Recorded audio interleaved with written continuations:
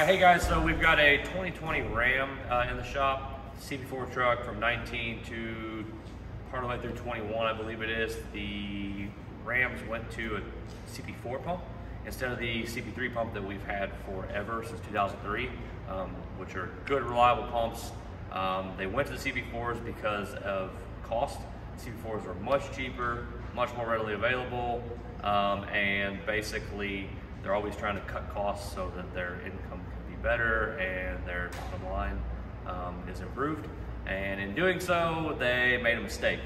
Ram realized that, and they've gone back since, and they've actually put out a recall where they're replacing the CP4s with CP3s. The problem with that is Ram can't get the CP3s fast enough to do the job, as well as have their own warranty department get the work done. So S&S, before any of that came about, knew that that was going to be a problem, made a CP3 conversion kit and started selling them. They got an EO number on them, they're carb legal, like they're good to go.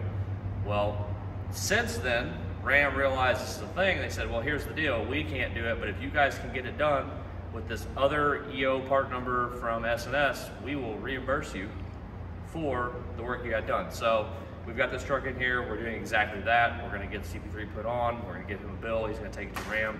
They're going to cut him a check, and it'll be just like if they did it for him.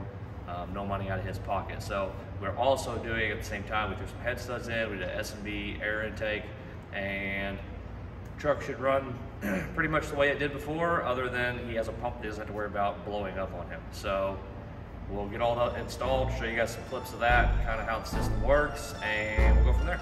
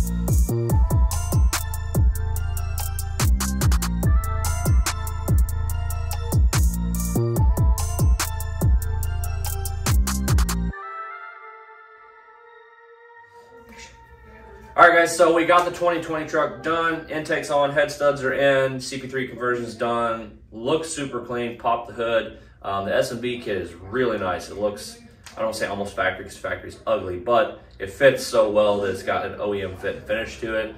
Super nice kit. I would strongly recommend it. Servicing the air filter is easier.